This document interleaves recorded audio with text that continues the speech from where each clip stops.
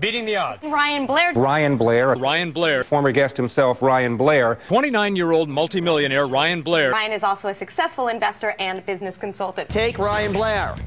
He's founded 6 successful companies, and he's only 30 years old. He's going to show you how to stop overthinking and start making millions fast. It wasn't always like this.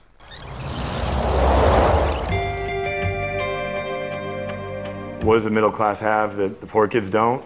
My dad was an engineer. You know, he had a $100,000 a year job. We had everything. I had all kinds of fun stuff. You know, I had new clothes come school year. I had a go-kart. I had bicycles. I was a privileged kid. The next thing you know, all that was stripped from me when my dad got addicted to drugs. And we lost our house, we lost our cars, we lost the stuff. So I knew what it was like to lose it all and go from the middle class to poverty. I hated how society treated you, the bigotry, the way people judged you, how different the school was, how different the neighborhood was. I ran with gangs. I mean, the day-to-day was crazy. You know, I drank, I did drugs, I had to shoplift to eat, petty crimes to survive. There was a series of moments where, like, I knew it was all going to come to an end.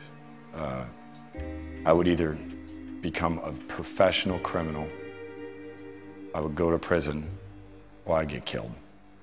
My first encounter with Ryan wasn't very positive. I was a gang investigator at the time. He was a member of a local street gang. He was more of an enforcer. He was a big kid. He was intimidating to other people. My contacts with him were enforcing the law and taking him to jail. I was facing 4 years. I didn't think they'd give me the max 4, but I knew that I was up against something. I'm sitting there, and the DA introduces me, says, Judge Perrin, Ryan Blair may not look like Ventura County's worst criminal, but he is. He's been involved with and he's influenced more crimes than what he stands here being sentenced for. And I knew that I had to go the extra mile to get out of this situation. And the only hope that I had was that I influence him before he cast his sentence.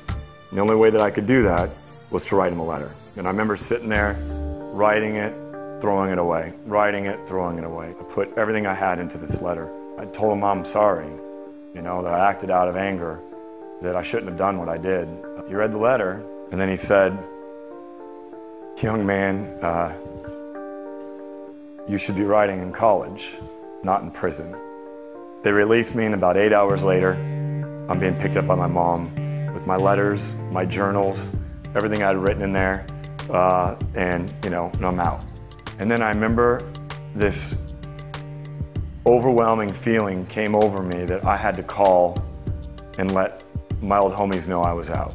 I went down the back alley and walked over to a gas station and got in the phone booth and made the telephone call and let them know I was out. And I remember the guy on the other end says, we'll come pick you up. I was right back where I started, except this time, I had dirt, and they celebrated me that night. I did a lot of things that I have to repent for. Stuff that, I'm not comfortable sharing with anyone. I remember being in an abandoned house, kind of up in the middle of nowhere. It was a friendly gang that I knew very well. And I went into the house, and we're all playing cards, and all of a sudden, just like this dark gloom comes over it, and I felt like just this evil force just comes over it. And these guys come in, and they're there to take me out. There was like 20 guys, bats, guns, knives. I mean, everybody had weapons. And the guy says, you graffitied my mom's house. And I was like, I did not. Like, I wouldn't do that, right? You guys know where I live. This other guy comes walking from the back, and he's a guy who'd been to prison. He's a guy who had murdered people. We knew him. And he comes walking from the back, and I could tell he's charging in, and he's gonna just make a show out of this. And he's gonna prove a point. And so I immediately pulled out my gun, and I went right toward his head and said, I die, you die. How close to death did I come? As close as I'll ever come. And that happens, it's like a slow motion type situation. I'm thinking Randy Pinnis, I'm thinking my mom, I'm thinking about the good times that I had. It's a bit of a surreal, life flashes before your eyes. You get into this zone where, You either make the right decision or the wrong one. I was fortunate enough that day that I was protected and that I was armed and that I made the right decision. And I kind of backed out of the house and kind of took some steps out. And as soon as I got to the door, I ran as fast as I could. I jumped every wall I possibly could. I had to distance myself from the people. You know, I had to change my environment. I had to get a job. I preoccupied myself with a job that filled all of my time, every waking minute of every waking hour.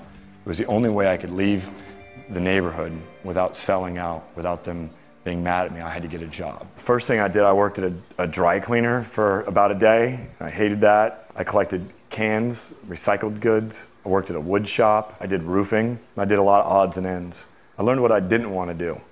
And then I got a job working in a company that was starting to expand named Logix Development Corporation.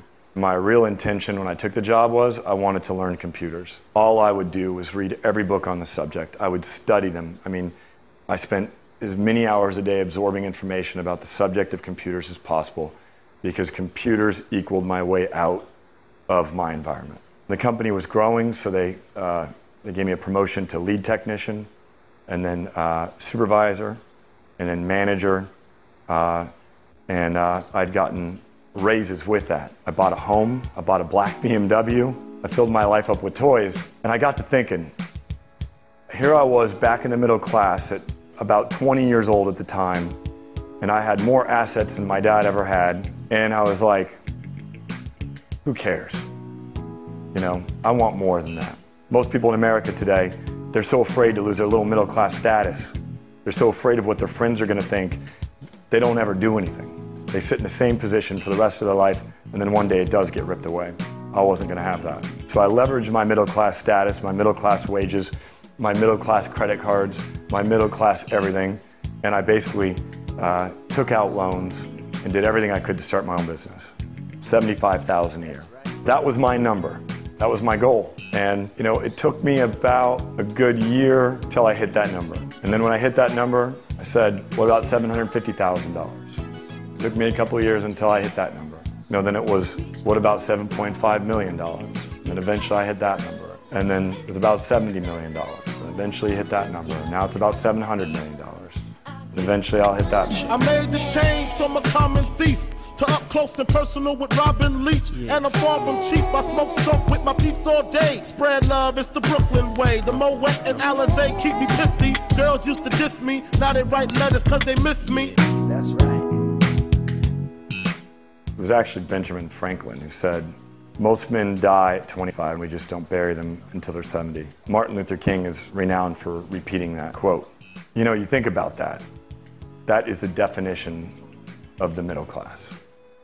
You know, you're young, you don't know what to do, you get a job, same place where your friend works, you don't even love it, it's just good wages, or it's comfortable, or it's easy. Next thing you know, you get a girlfriend, you get married, you get a mortgage, get some kids, and now you're stuck in a death cycle where you're spending the majority of your awake time, the majority of your most valuable asset that you'll ever be gifted with on this planet, you're spending that doing something you hate, showing up to a job that you hate, on a commute that you hate, working with people that you hate. That's the death cycle.